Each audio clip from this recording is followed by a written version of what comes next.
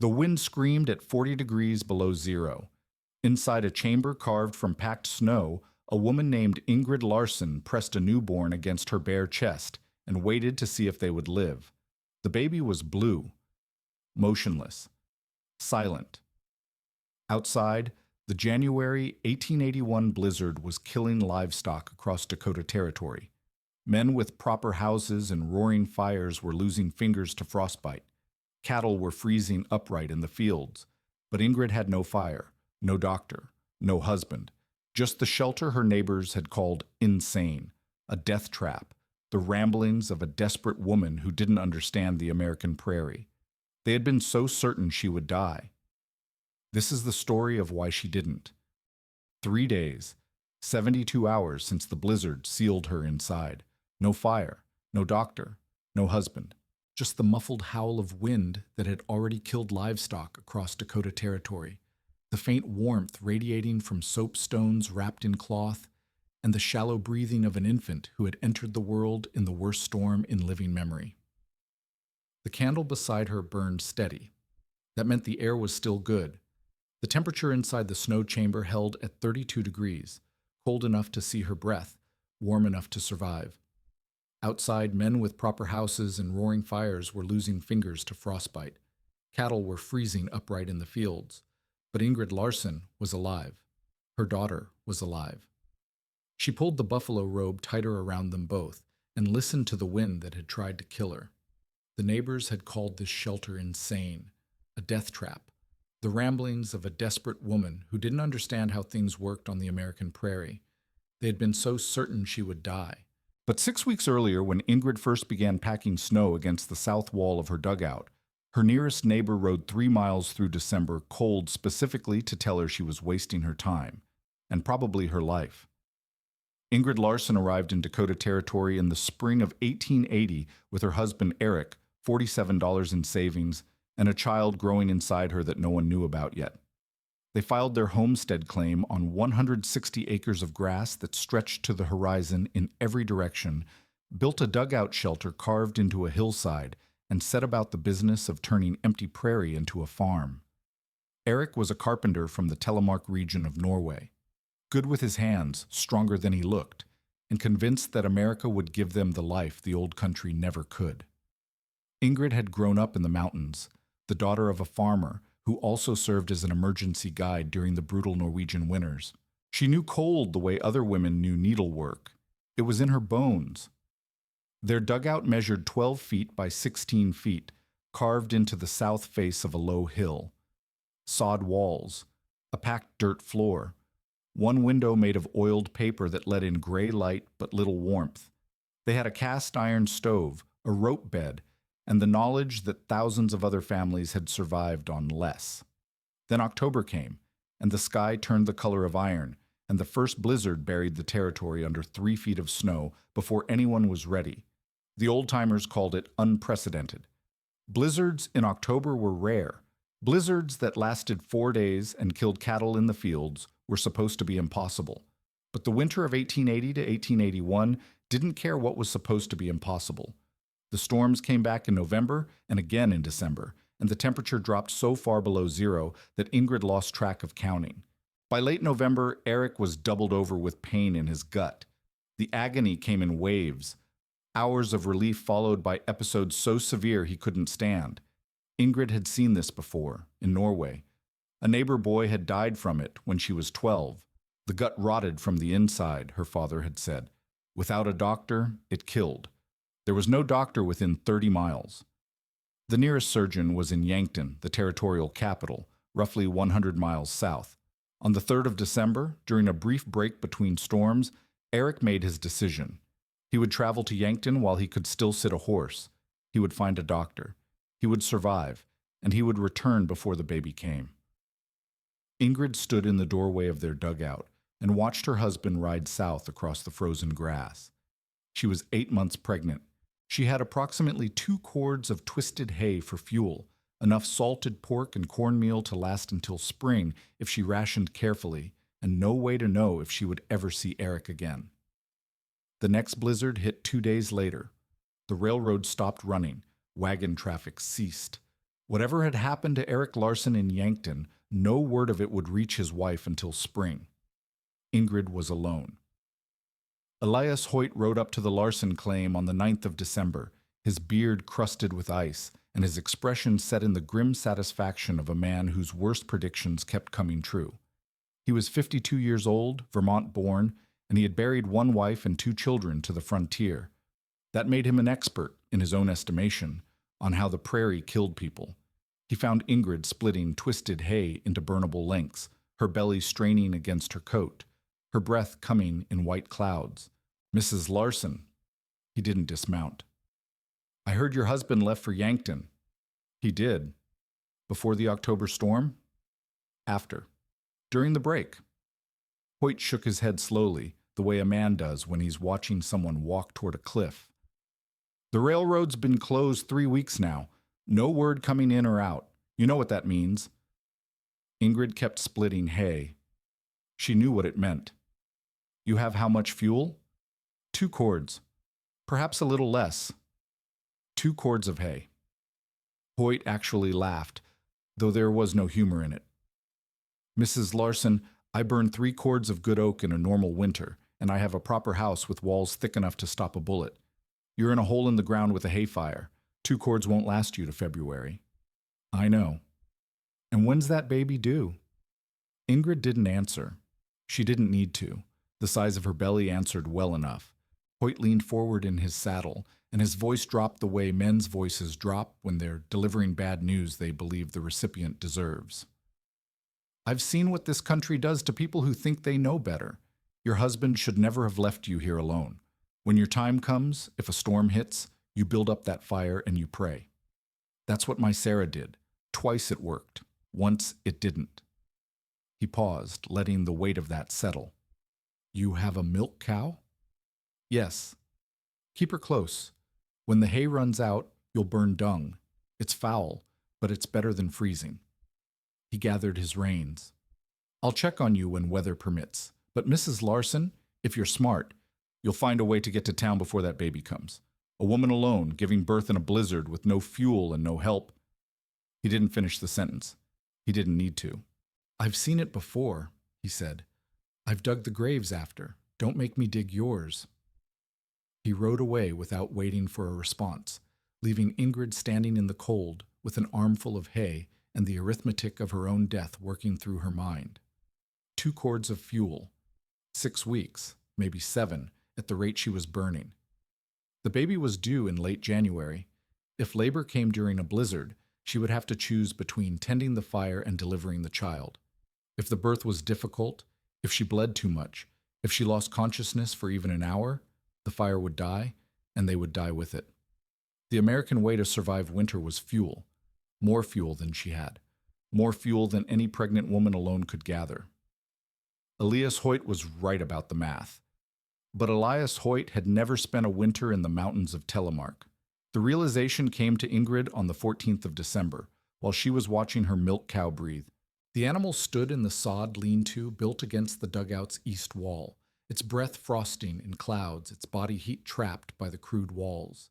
No fire, no fuel, just the cow's own warmth, held in place by barriers that blocked the wind. The cow didn't freeze. Day after day, storm after storm, the animal survived on nothing but the heat its body produced. Ingrid's father had taught her this when she was young enough to still ride on his shoulders through the snow. In the mountains, he said, the reindeer herders survived blizzards by digging into the drifts. Snow was not cold, he explained. Snow was a blanket. It trapped the cold outside and held the warmth inside. The mountain knew this. The animals knew this. Only foolish men forgot. She had seen it work. During the worst storm of her childhood, when she was 14, a herder named Björn had survived 3 nights in a snow cave with nothing but his body heat and a single candle. He walked out when the storm cleared, frost-nipped but alive, while 2 men in a wooden shelter a mile away had frozen to death when their fire went out. The logic assembled itself in her mind like pieces of a puzzle she had always known how to solve. A fire created warmth, but it consumed fuel that ran out. Body heat was continuous and free, as long as the body lived. The challenge wasn't creating warmth, it was retaining warmth. A small, enclosed space required less heat to maintain temperature than a large one. Snow insulated better than wood, better than sod, better than almost anything, and she was already living against a hillside that collected drifts 6 feet deep against its southern face. The design took shape over the following days.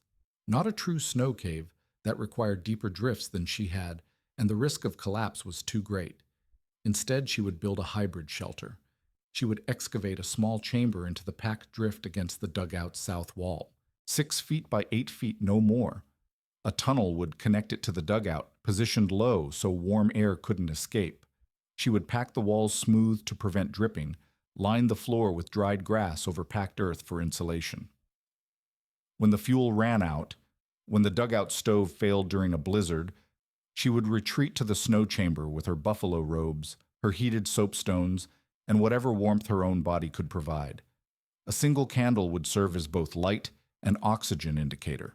If it burned steady, the air was good. If it guttered, she would open the ventilation hole. Body heat alone could maintain 32 degrees in a snow cave.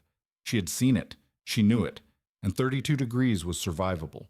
32 degrees was the difference between life and death. The risk was enormous.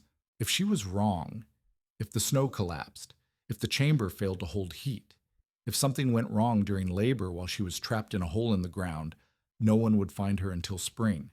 And by then, there would be nothing left to find but frozen bones. But the alternative was the American way. Build up the fire and pray. Hope the fuel lasted. Hope the storm was short. Hope the birth was easy. Hope had buried Elias Hoyt's wife and children. Hope would bury Ingrid too, if she let it.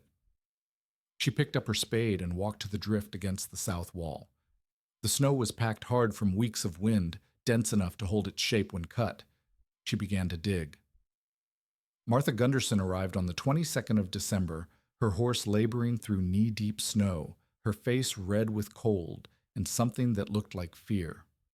Martha was 38 years old, Norwegian by birth, married to a practical Swedish farmer 3 miles north.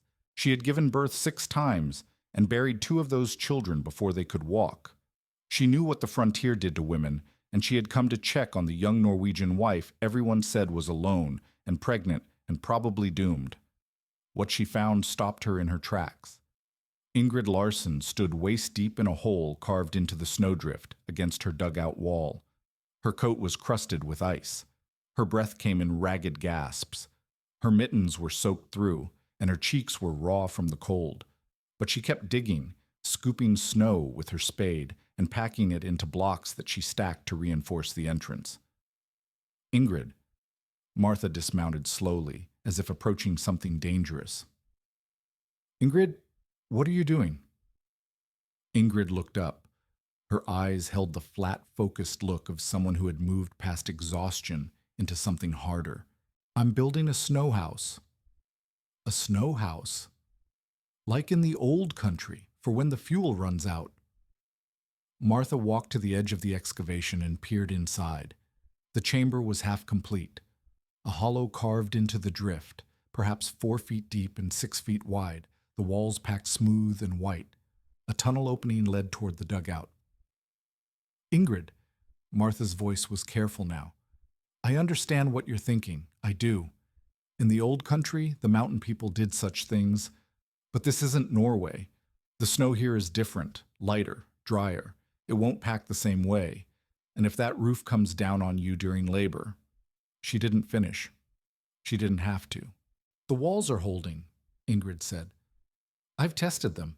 The snow here packs well enough if you work it right. You've tested them in good weather. What happens when a blizzard hits? What happens when the temperature swings 40 degrees in an hour and the whole structure shifts? Martha reached down and grabbed Ingrid's arm. What happens when you're lying on your back pushing out a baby and the ceiling falls in? You won't be able to dig yourself out. You'll be trapped under the snow, bleeding, with a newborn who needs warmth you can't give. Ingrid pulled her arm free, gently but firmly. I've done the arithmetic, Martha. 2 cords of hay, 6 weeks of fuel. The baby comes in late January. Even if the storm stopped tomorrow, I don't have enough to last. The stove needs tending every hour, Martha. If the labor is hard, if I bleed, If I lose consciousness even for a little while, the fire dies. And we die with it. Then come stay with us. I've offered. Sven's offered. We'll make room. 3 miles through that? Ingrid gestured at the white expanse, the drifts that reached the eaves of her dugout, the sky that promised more snow before nightfall. In a blizzard, 3 miles might as well be 300. And what happens when your fuel runs short because you're feeding one more body?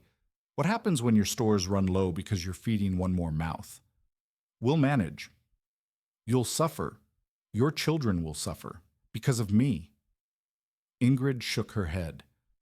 I can't do that to you. And besides, she looked south, toward the invisible road to Yankton. Eric might come back. If I'm not here, he won't know where to find me. Martha's face told her she didn't believe Eric was coming back. Nobody believed Eric was coming back. A man sick enough to risk a 100-mile journey in October didn't survive a winter trapped in a strange town with whatever was rotting inside him. But Martha didn't say that. Instead, she looked at the snow chamber, at the careful work of its walls, at the desperate hope carved into its shape. I'll check on you, she said finally. Whenever weather permits, I'll bring what food we can spare. But Ingrid, she took a breath. If this doesn't work, if the roof comes down or the cold gets in, no one will reach you in time. You understand that? I understand. And you're still going to do this? Ingrid picked up her spade. I'm going to live, Martha. Me and this baby both. The American way can't save me, so I'm going to try the Norwegian way. And if it kills me... She paused, one hand moving unconsciously to her belly. At least I'll die trying something instead of just praying and waiting for the end. Martha stood there for a long moment, snow beginning to fall around them, the wind picking up from the northwest. Then she mounted her horse and rode north without another word, leaving Ingrid alone with her half-finished shelter and her dwindling time. Reverend Josiah Whitmore arrived on the 5th of January, and he did not come to help. He was 45 years old, Ohio-born, a Methodist circuit preacher who served scattered homesteads across 40 square miles of frozen prairie. He had lost his first congregation to a fire he believed was divine punishment for the sin of pride. Now he preached humility and acceptance of God's will, and he viewed foreign customs with the suspicion of a man who had learned that safety lay in submission. The hard winter in Reverend Whitmore's theology was a test of faith. God was separating the humble from the proud, the faithful from the self-reliant. Those who trusted in divine providence would be rewarded. Those who trusted in their own cleverness would be punished. And word had reached him of the crazy Norwegian woman who was digging a hole in the snow like some kind of heathen savage. He found Ingrid packing snow against the exterior of her snow chamber, reinforcing the walls against the next storm. Her belly had grown in the weeks since Martha's visit. Her face had thinned, but she worked with the same grim determination that had frightened Martha and baffled Elias Hoyt. Mrs. Larson. The Reverend's voice carried the particular weight of a man who speaks for God. I've heard troubling reports. Ingrid didn't stop working. Have you? Building heathen shelters, preparing for your confinement as if God's will were something to be outwitted. He dismounted and walked toward her, his black coat stark against the snow. Sister, when your hour comes, you should be on your knees in prayer, not crouching in a snow cave like a bear in hibernation. Ingrid straightened slowly. The cold had stiffened her back, and the baby had shifted her center of gravity until every movement required conscious adjustment. Reverend, I pray every night. I ask God to help me survive. And has he answered? I believe he has. She gestured at the snow chamber. He gave me a father who taught me how to survive in the mountains. He gave me hands to dig. He gave me sense to plan. Perhaps that is his answer. Whitmore's face darkened. Pride, Mrs. Larson. The same pride that destroyed Eve in the garden. You think your cleverness can save you when God's will says otherwise. And what is God's will, Reverend? That I should die? That this child should die? I think God's will is that you should trust in him, not in heathen practices from a foreign land. I've seen what happens to women who trust in their own designs rather than the Lord's mercy. His voice dropped to something that might have been compassion in another man. Your neighbor, Mrs. Paulson, lost her child last winter. She had a good frame house and a husband beside her and a proper stove with cordwood to feed it. Do you think a pile of snow will save you when Christian faith could not save her? Ingrid's hands had stopped moving. Her jaw was tight. Mrs. Paulson died because she had no other choice. I'm trying to give myself a choice. You're trying to outthink God, and that, Mrs. Larson, is the oldest sin there is. Whitmore stepped closer. I urge you, abandon this foolishness. Come and stay with one of the families in my congregation. The Hendersons have room. The Millers could take you in. Let Christian charity carry you through this trial instead of pagan magic. 3 miles in a blizzard, Reverend? 6 miles? When the labor starts and I can barely stand? If that is God's will, then God's will is that I should die. Ingrid's voice had gone flat and hard. And I don't believe that. My God wants me to live. My God gave me knowledge and expects me to use it. If you and your God think I should freeze in a hole in the ground waiting for a miracle, then we worship different gods, Reverend. The silence that followed was the kind that changes things permanently. Whitmore drew himself up, his face settling into the cold satisfaction of a man whose predictions are about to come true. I've seen pride like yours before, Mrs. Larson. I buried a congregation full of it. When spring comes, I expect I'll bury you too. And when I do, I'll make sure everyone knows. He paused, letting the words carry weight. The foreign woman with the foreign ways, who thought she knew better than God and man both, died exactly the way everyone said she would. He mounted his horse without another word. The wind picked up as he rode away, carrying the first bitter edge of another approaching storm. Ingrid watched him go until he disappeared into the white haze. Her hands were shaking, not from cold, but from something she didn't have time to name. She turned back to her work. The snow chamber walls needed another layer of reinforcement before nightfall. The hay supply was down to 4 weeks at current burn rate, maybe 5 if she rationed harder. The baby kicked against her ribs, restless and impatient, ready to enter a world that seemed determined to kill it before it drew its first breath. She picked up her spade and kept digging. The chamber was finished on the 10th of January, 6 feet by 8 feet, 4 feet high at the center, sloping down toward the edges, walls packed smooth and hard enough to knock on, a floor lined with 2 inches of dried prairie grass over packed earth, with a buffalo hide laid fur side up for insulation, a tunnel 3 feet long connecting to the dugout, sloped slightly upward so warm air would stay trapped inside, a ventilation hole in the ceiling, plugged with grass that could be removed if the candle started to gutter. Ingrid stood inside her creation and ran her hands along the walls. They felt solid, permanent, like something that would last. The construction had taken nearly 4 weeks, working in shifts of 1 hour at a time, because her body wouldn't allow more. Her back ached constantly. Her hands were cracked and bleeding despite the wool mittens. She had lost visible weight from her face, her cheekbones standing out sharp above hollowed cheeks. The baby drained everything she ate, and there wasn't enough to eat to begin with. But she had built it. Alone, 8 months pregnant, with nothing but a spade and her father's voice in her memory, she had carved a shelter out of frozen water and given herself a chance. The first test came that afternoon. She brought a single candle into the chamber, sealed the tunnel entrance with packed snow blocks, and sat in the darkness. The temperature outside was 18 degrees below zero. She waited. After 1 hour, the interior had warmed to 31 degrees. After 2 hours, it held steady at 32. The candle burned without flickering. Her breath frosted in the air, but she wasn't shivering. Body heat alone, trapped by walls of insulated snow, maintained a temperature 48 degrees warmer than the killing cold outside.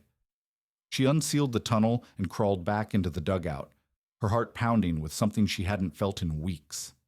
It worked. The setback came on the 12th of January. A section of the tunnel entrance collapsed during an overnight temperature swing. The moisture from her breath had frozen against the ceiling, then thawed slightly when the sun warmed the southern face of the dugout, then refroze as night fell. The ice had weakened the packed snow, and 3 feet of tunnel had caved in while she slept. She discovered it at dawn when she went to check on her shelter and found the entrance half buried. Panic hit her like a fist to the chest. 4 weeks of work, hundreds of hours, and it had failed, just like everyone said it would. But when she dug through the collapsed section, she found the main chamber intact. The walls were solid, the roof held. Only the tunnel had given way, and only because she hadn't accounted for the moisture problem. She spent the entire day repairing the damage, cutting ventilation wider to prevent moisture buildup, reinforcing the tunnel entrance with packed snow blocks instead of carved walls. Learning the lesson that the frontier always taught. Nothing worked perfectly the first time. Everything required adaptation. By nightfall, the tunnel was rebuilt, stronger than before. The blizzard hit on the 14th of January. It came in from the northwest like something alive and angry, dropping the temperature 30 degrees in 4 hours and reducing visibility to nothing. The wind screamed through every crack in the dugout walls, finding gaps that hadn't existed the day before, carrying snow that accumulated in corners and dusted the surface of everything Ingrid owned. She fed the stove. She rationed her hay. She waited. On the second night, the hay pile disappeared. Not literally. It was still there, somewhere under the drift that had buried the western side of the dugout. But Ingrid couldn't find it. She waded into the whiteout with a rope tied to her waist, feeling blindly for the tarp she'd used to cover her fuel supply, and found nothing but endless driving snow. After 20 minutes, her fingers were numb. After 30, she could barely grip the rope to pull herself back. The hay was gone, buried until the storm passed at least, maybe longer. The dugout stove began to die around midnight. Ingrid fed it dried cow dung, scraping the frozen patties from the lean-to floor with hands she could barely feel. The temperature inside dropped from 50 degrees to 40, then 35. At 2 in the morning, she made her decision. She heated both soapstones in the dying coals of the stove, wrapped them in every cloth she could find, and crawled through the tunnel into the snow chamber. She arranged her buffalo robes into a nest, placed the stones at her back and feet, and sealed the tunnel entrance behind her with the blocks she had prepared. Silence fell like a physical weight. The screaming wind became a distant moan. The killing cold became a memory, separated from her by walls of compressed snow. She lit her candle. It burned steady. She waited. The storm raged for 3 days. Ingrid emerged on the 17th of January to find the world transformed. Drifts reached the roof of her dugout. The sod lean-to had partially collapsed, though her milk cow, somehow, had survived. The prairie had vanished under an ocean of white so vast and featureless that she couldn't tell where her land ended and the sky began. But she was alive. She had spent 2 nights in the snow chamber, rotating soapstones every 6 hours, sleeping in 4-hour shifts, and she had not frozen. The chamber had held steady at 31 degrees throughout. Her body heat and the heated stones had maintained a temperature that made survival possible. The American way had failed. The Norwegian way had worked. She was digging out the dugout entrance when she saw Martha Gunderson struggling through the drifts from the north, a bundle wrapped in oilcloth clutched against her chest. Martha's face was pale with cold and something else, fear or relief, or some combination that didn't have a name. She stared at Ingrid like she was seeing a ghost. "You're alive. I'm alive. The storm, we thought—" Martha stopped, unable to finish. "How?" Ingrid gestured toward the snow chamber entrance, now half buried but still intact. "It worked." Martha's eyes went wide. Then she laughed, a short, sharp sound that was half sob and half something brighter. "You mad woman! You absolute mad woman!" She thrust the bundle toward Ingrid. Inside was 2 pounds of salt pork, a jar of rendered lard, and a length of clean muslin. "I told Reverend Whitmore he was wrong about you. Whatever happens next, you deserve better than his judgment." Ingrid tried to refuse. She couldn't afford to take charity, couldn't afford to owe anyone anything, couldn't— Martha stopped her with a raised hand. "You'll do the same for someone someday. That's how it works out here." She didn't stay long. Her husband was sick with something that might have been frostbite, and she needed to get back before dark. But before she left, She gripped Ingrid's arm and said something that stayed with her long after the words faded. I was wrong to doubt you. I won't be wrong again. January 20th, 5 days until the baby was due. Maybe less. Ingrid took inventory. Hay remaining, perhaps 10 days at strict rationing. The drift had been dug out, but the pile was smaller than she remembered, and some of it had frozen solid enough to be useless. Soapstones, 2, both tested and proven to hold heat for 6 hours when wrapped properly. Snow chamber, stable, reinforced, ready. Food, extended by Martha's gift to perhaps 3 weeks if she ate half of what her body demanded. She felt the baby move inside her, a slow roll that pressed against her ribs and made breathing difficult. The contractions had started days ago. Not real labor, not yet, but the warning signs her body used to tell her that time was running out. Soon. Very soon. She laid out her supplies in the order she would need them: knife and twine for the cord, clean cloths for the birth, the smallest buffalo robe for immediate swaddling, larger robes for the nest, soapstones preheated and wrapped, a basin, water frozen in a bucket that she could melt with body heat if necessary. She recited a prayer she had learned as a child in Norwegian, words she hadn't spoken since leaving home. They felt strange on her tongue, foreign and familiar at the same time. Then she went to the doorway of her dugout and looked at the sky, clear now, blue and cold and hard as iron, but the horizon had that look, the yellow-gray haze that old-timers said meant weather building in the west, the kind of weather that could last for days, the kind of weather that had killed more people this winter than anyone was willing to count.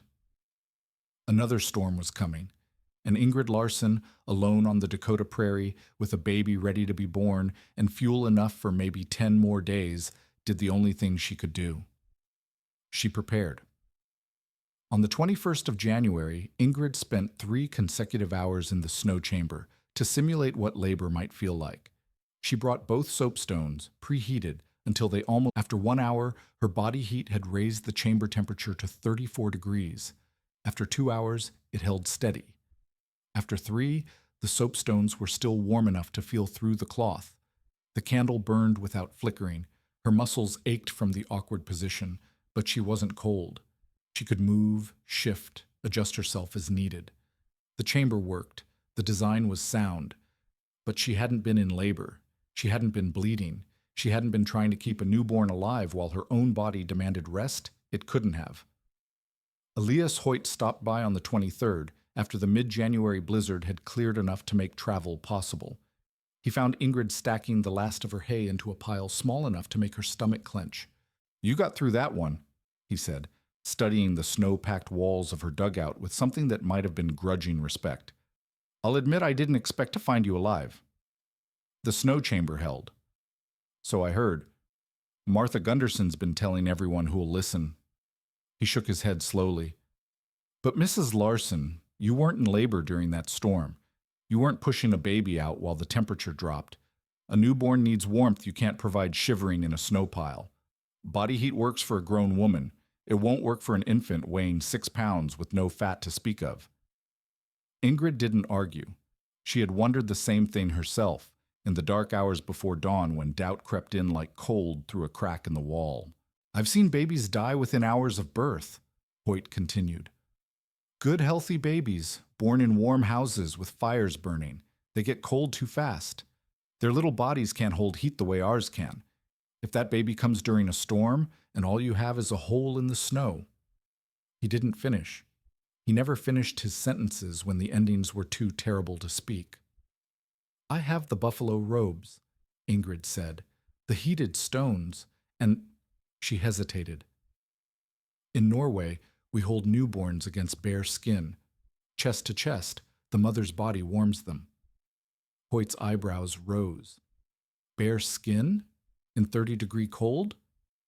"Under the robes. The mother's warmth passes to the child. The robes trap it." He considered this for a long moment, his weathered face unreadable.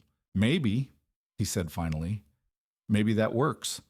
I've never seen it tried. But you'd better hope you're right, Mrs. Larson.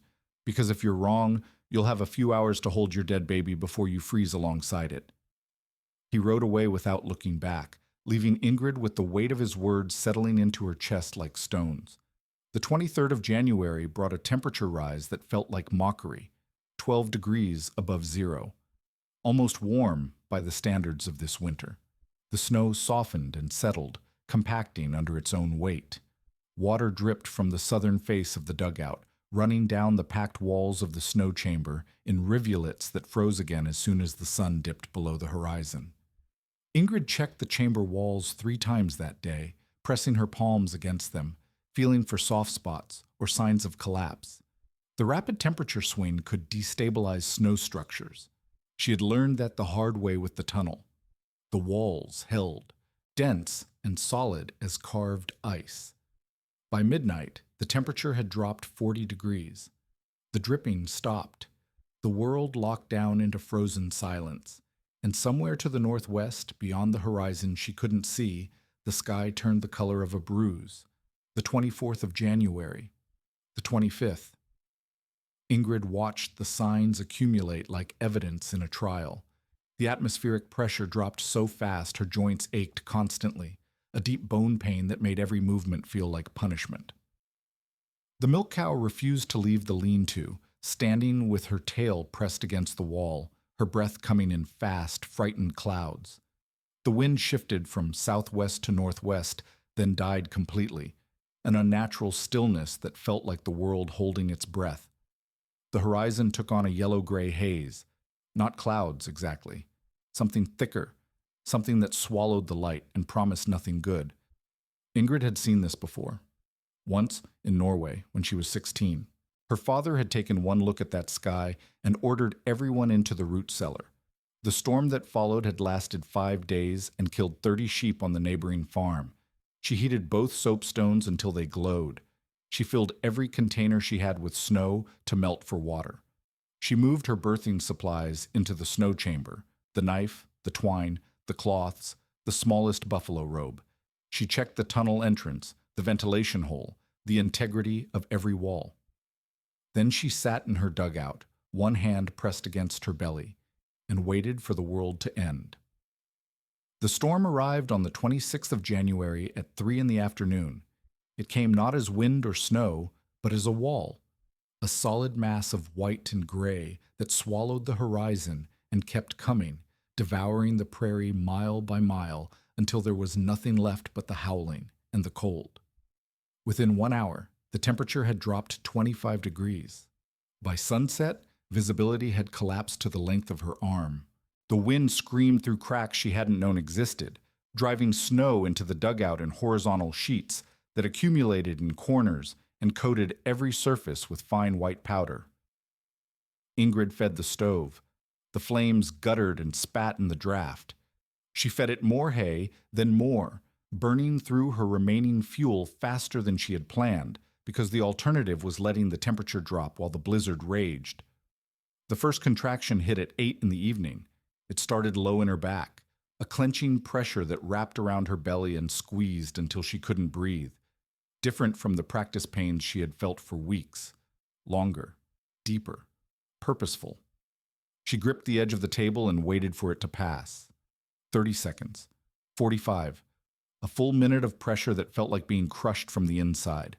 Then it released and she could breathe again. She looked at the stove. The hay was burning too fast. She looked at the door, sealed tight against the storm, but still leaking cold around its edges. She looked at the tunnel entrance to the snow chamber, half hidden in the shadows. Not yet. The contractions were far apart. She had time. Labor could last for hours, sometimes days for a first child. She would stay in the dugout as long as she could, conserve the warmth of the fire, and retreat to the chamber only when she had no other choice. The second contraction came 20 minutes later, the third, 15 minutes after that. By midnight, they were 10 minutes apart, and the hay pile had shrunk to almost nothing. At 2 in the morning, Ingrid pulled on her coat and boots and pushed open the dugout door. The wind hit her like a physical assault, driving the breath from her lungs and the heat from her body in the space of a heartbeat. She couldn't see. She couldn't hear anything but the scream of the storm, The hay pile should have been 30 feet to the west, covered with a tarp, weighted down with stones. She tied a rope to the door frame and waded into the white. 10 feet, 20.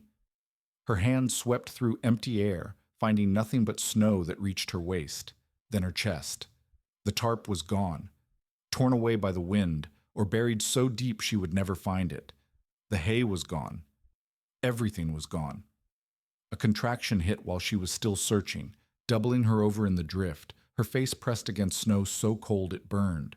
She couldn't move, couldn't think, couldn't do anything but ride the wave of pain until it passed, and she could pull herself back toward the rope, back toward the dim glow of the dugout, back toward the only warmth she had left. She sealed the door behind her and leaned against it, gasping. The stove was dying. She had maybe an hour of fuel left. The contractions were 7 minutes apart. The baby was coming. And then she heard it. Above the scream of the wind, above the crackle of the failing fire, above the sound of her own ragged breathing, a sound from the lean-to, a weak, desperate lowing, the cow. The milk cow had broken through the sod wall of the lean-to and was dying in the open. Ingrid knew this without seeing it. The sound told her everything. The panicked bellowing of an animal that knew it was freezing, thrashing against the snow that was burying it alive. The cow was her only source of milk if she survived but couldn't nurse. The cow was the only body heat larger than her own that she might have used to supplement the shelter. The cow was dying, and she couldn't save it, but she could save the hide. The thought came to her fully formed, terrible, and necessary. A fresh hide, still warm from the animal's body, would hold heat for hours. Wrapped around her and the baby, it could mean the difference between freezing and surviving.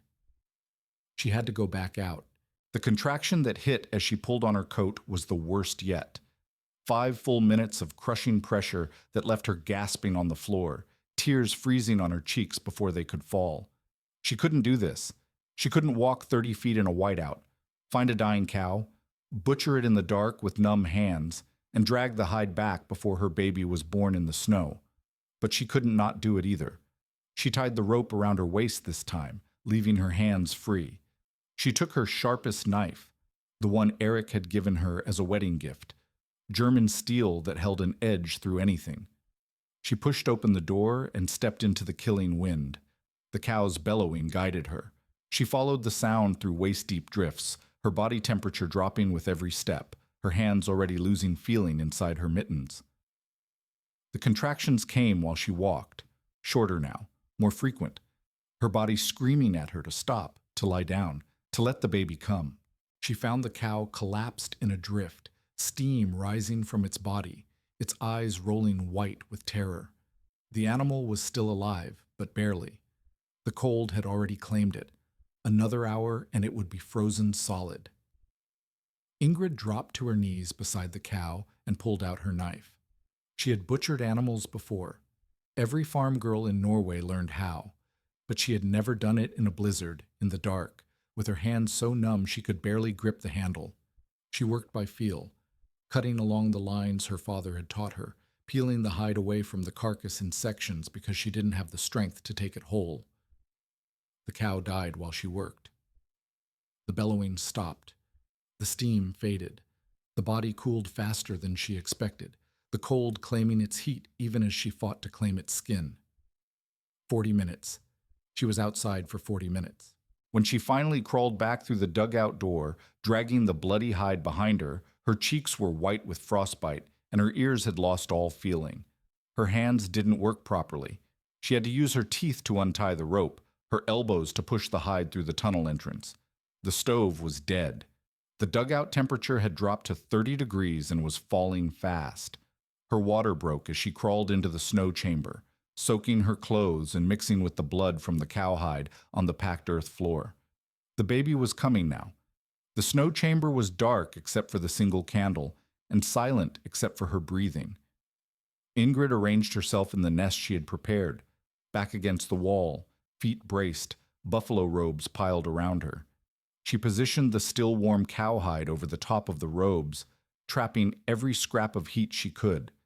The soapstones, preheated hours ago, still radiated warmth through their wrappings at her back and feet.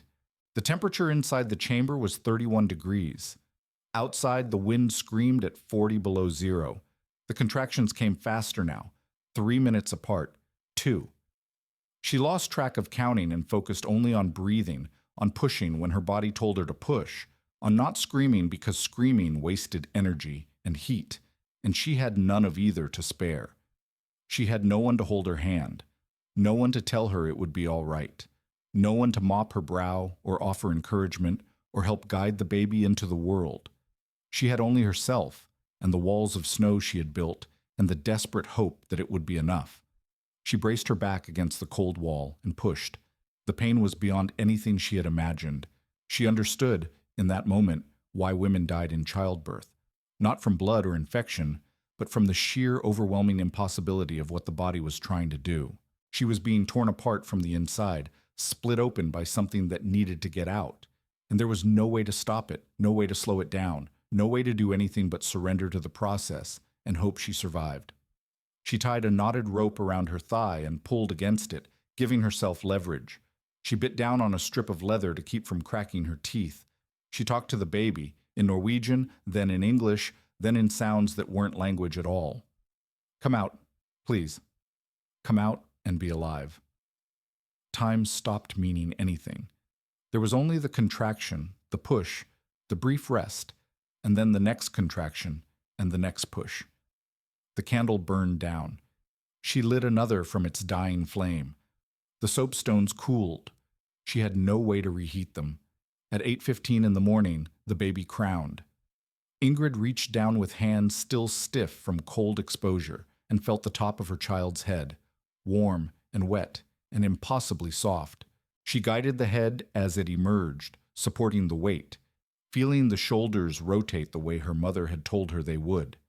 The shoulders came, then the rest, in a rush of fluid and relief that left her gasping.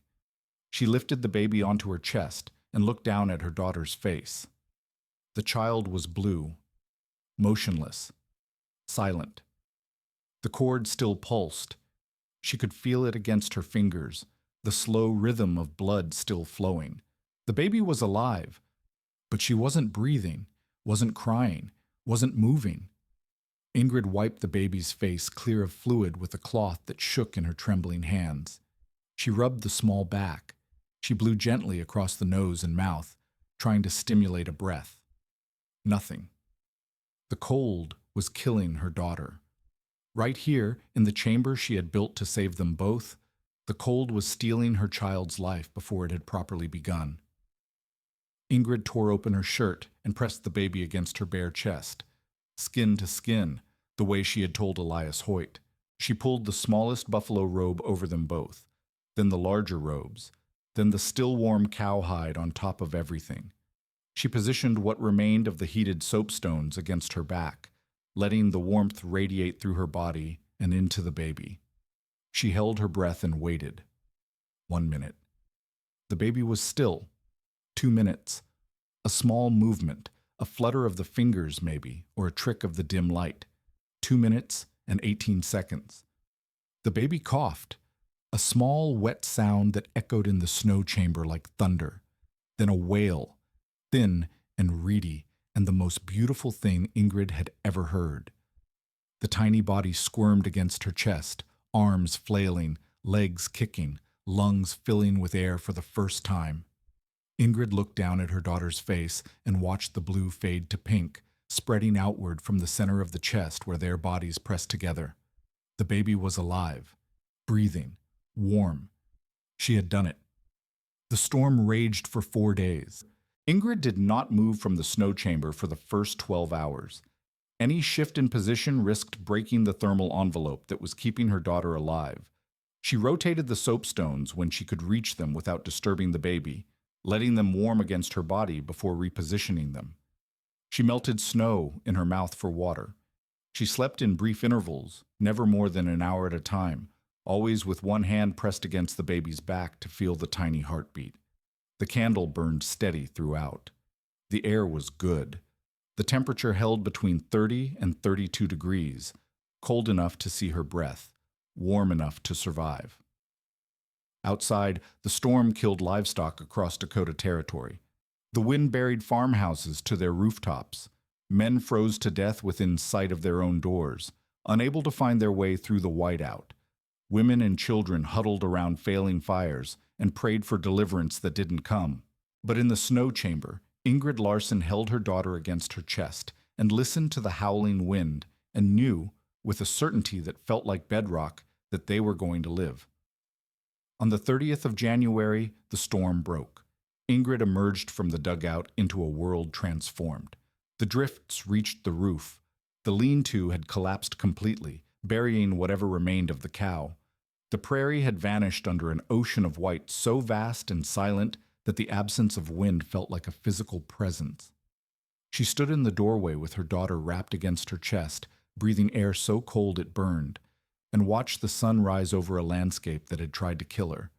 She was alive. The baby was alive. And somewhere across the frozen prairie, the people who had called her insane were beginning to realize they had been wrong. Elias Hoyt arrived on the 1st of February, fighting through drifts that reached his horse's chest. He had spent the storm in his farmhouse 5 miles east, burning furniture to stay warm after his wood supply ran out. His wife's fingers were blackened with frostbite that would cost her 2 fingertips before spring. They had survived, but barely, and only because the storm had lasted 4 days instead of 9. He found Ingrid standing in front of her dugout, clearing snow from the entrance with methodical determination. The baby was nowhere in sight. Hoyt's face went gray. "Mrs. Larson." His voice was careful, the way men spoke when they expected to hear about death. "The storm, your fuel was gone before it hit. I know what you thought. The baby inside, sleeping."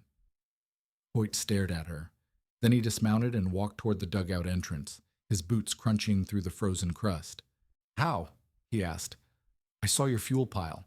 It was gone days before the storm. The dugout would have frozen. You couldn't have..." Ingrid led him around the south side of the dugout, to where the snow chamber entrance was still visible beneath its layer of fresh powder. She showed him the tunnel, the packed walls, the nest of buffalo robes where she had spent 4 days keeping her daughter alive.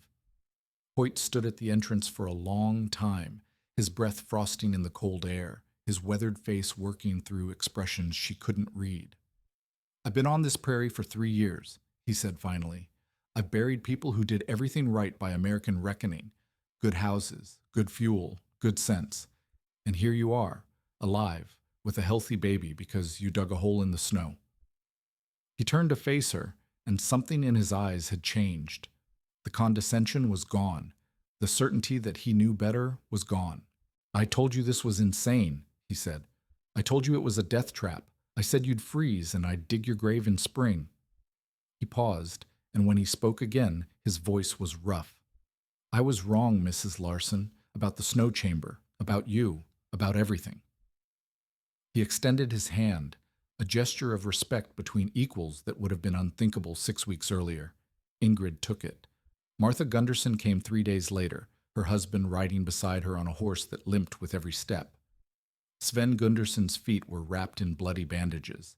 The frostbite had set in during the storm when he had collapsed trying to reach the barn to save their livestock. Martha had dragged him back inside and kept him alive, but the damage was done. By spring, a doctor in Yankton would remove both feet below the ankle. He would never walk properly again. Martha held Ingrid's baby, a girl, named Maren after Ingrid's mother, and wept. "I should have believed you," she said. "I wanted to, but I was afraid. We thought, the American way was safer, the way everyone else did it. And Sven lost his feet because we did it the American way, while you and this baby survived in a hole in the ground." Ingrid took her friend's hand. "You brought me food when I had nothing. You spoke for me when the Reverend condemned me. That took courage." "It wasn't enough. It was more than anyone else gave me." Martha stayed until dark, asking questions about the snow chamber, how Ingrid had built it, how she had known it would work, what she would do differently if she had to do it again. She wrote down the answers in a small notebook she carried in her coat pocket. "I'm going to tell everyone," she said. "Everyone who will listen. What you did, how you did it. So the next time a storm comes, maybe someone else will survive. Reverend Whitmore returned on the 15th of February. He rode up to the dugout with the same rigid posture he had carried 6 weeks earlier, his black coat stark against the snow. But something in his face was different, smaller somehow, diminished. Ingrid met him at the door with Maren cradled against her chest. "Mrs. Larson." He did not dismount. "I've heard the accounts of your survival. I will not deny that you lived through something that should have killed you. But I question whether it was your cleverness or the Lord's mercy that saved you. Pride goes before destruction, the scripture tells us. I've seen it happen. Perhaps God spared you to teach you humility, not to vindicate your foreign ways." Ingrid studied his face for a long moment, the tight jaw, the careful eyes, the way he held himself as if braced against a blow. "Reverend, I prayed every night of that storm. I asked God to give me strength, and I believe he did. But I also believe he gave me a brain to think with and hands to work with, and he expected me to use them." She paused. "Maybe we just disagree about what answers to prayer look like." Whitmore's mouth thinned. "I'll pray for you, Mrs. Larson, for your soul and for your child. And I'll pray for you, Reverend, that someday you learn the difference between submission and surrender." He rode away without another word. He never preached against her again, but he never admitted she had been right. Some people couldn't. Some people would rather freeze to death certain they had done everything properly than survive by admitting they had been wrong. Word of the Larson method spread through the territory that spring. Homesteaders who had dismissed Ingrid as crazy began asking questions. How deep did the chamber need to be? What kind of snow worked best? How did you keep the walls from collapsing? Martha Gunderson shared her notebook with anyone who asked. Ingrid showed visitors the chamber itself, still intact beneath the drifts, still holding a temperature of 32 degrees even as the March sun climbed higher. Some people listened, some didn't. The following winter, 1881 to 82, 3 families in the region built snow chambers against their dugouts and sod houses. 2 of those families used them during the February blizzards. Both reported the same thing. The chambers worked. The temperatures held. They survived storms that might have killed them otherwise. The technique became known locally as the Larson method, or among the Norwegian settlers, simply snøhul, snow cave. It wasn't revolutionary. It wasn't new. Scandinavian people had known about snow insulation for centuries. But in Dakota Territory, in the years after the hard winter, it became something more than survival knowledge. It became proof that the old ways weren't always wrong, that foreign knowledge wasn't always foolish, that sometimes the people who seemed most out of place understood the land better than the people who claimed to own it. The letter from Yankton arrived in March, carried by a rider who had been waiting 3 months for the roads to clear. Eric Larson was alive. He had nearly died twice, once from the illness that had driven him south, and once on the operating table when a frontier doctor cut into his gut with nothing but whiskey for anesthesia. The appendix had ruptured. The infection had spread. He had spent 6 weeks delirious with fever before the worst passed. But he had survived, and he was coming home. Ingrid read the letter 3 times, standing in the doorway of the dugout with Maren asleep against her chest. She had built the shelter, faced the storm, and delivered her daughter alone because she believed she might already be a widow. She had done all of it not knowing if anyone would ever know she succeeded. And now Eric was coming back to find his wife alive and his daughter already 2 months old, named after a grandmother he would never meet, born in a snow cave during the worst blizzard in living memory. Ingrid folded the letter carefully and tucked it into her pocket. Then she walked to the south side of the dugout and looked at the snow chamber, already melting now, the walls softening in the March sun, the structure that had saved her life slowly returning to the water it had always been. By summer, there would be no trace of it, just a patch of muddy ground where a desperate woman had carved a hole in a snowdrift and gambled everything on knowledge she had carried across an ocean. But the knowledge would remain, in the stories Martha told, in the chambers other families built, in the daughter who would grow up knowing that her mother had faced the worst the frontier could offer and refused to die. Ingrid Larson lived until 1924. She saw Dakota become 2 states. She watched the railroad connect the scattered homesteads into something resembling a community. She buried Eric in 1903 after pneumonia took him during a mild winter that seemed almost like mockery after everything they had survived. She told the story of the blizzard baby to grandchildren who couldn't quite believe it. They had electric lights and central heating and couldn't imagine a world where survival depended on knowing how to read the sky and carve a shelter from frozen water. But Maren remembered. Maren, who had entered the world in a snow cave during a storm that killed livestock across the territory, grew up with the story woven into her bones. And in January of 1888, when the school children's blizzard struck without warning and killed over 200 people across Dakota and Nebraska, 7-year-old Maren Larson survived by sheltering with her classmates in a snowbank dug out by their teacher. The teacher had heard the stories. The teacher knew what to do. The knowledge passed from Ingrid to Maren's children, to their children. It fragmented over the decades, scattered across family stories and half-remembered lessons, absorbed into the general understanding of how to survive in a land that never stopped trying to kill you. By the 20th century, no one called it the Larson method anymore. The snow chamber became just another piece of frontier history, filed alongside sod houses and buffalo robes and all the other improvised solutions that had kept people alive long enough to build something permanent. But the principles endured. A winter night on the northern plains. Not 1881, but now. A hospital neonatal unit. The hum of machines. The soft beep of monitors tracking vital signs. A mother holds her premature infant against her bare chest. Skin to skin. Chest to chest. The baby is too small, born too early, struggling to regulate its own temperature. The technique has a name now. They call it kangaroo care, after the marsupials that carry their young in pouches against their bodies. Doctors developed it in Colombia in the 1970s, in hospitals that couldn't afford incubators, and discovered that body heat, simple, ancient, free, worked better than machines. The nurse checks the chart and nods. Temperature's stabilizing. Heart rate looks good. This skin-to-skin contact. It's amazing how well it works. The mother doesn't answer. She's focused on the tiny weight against her chest, the flutter of breath, the impossible miracle of a life that almost didn't happen. She doesn't know about Ingrid Larson. She's never heard of the hard winter, or the snow chamber, or the baby born during a blizzard in Dakota Territory. The history is too distant, too obscured by time and progress, and the assumption that modern medicine invented everything worth knowing. But the warmth passing from her body to her child is the same warmth that saved Maren Larson in 1881. The principle is unchanged. The knowledge is unbroken. Some things don't need to be remembered to survive. The frontier was unforgiving. It killed without malice and without mercy, taking the prepared and unprepared alike, punishing the prideful and the humble with equal indifference. But Ingrid Larson was unforgiving too. She refused to die the way everyone expected her to die. She refused to accept that the American way was the only way.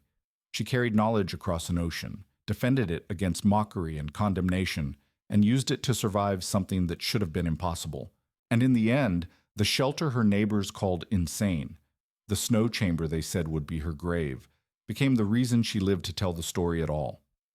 Warmth, it turns out, isn't something you find. It's something you make.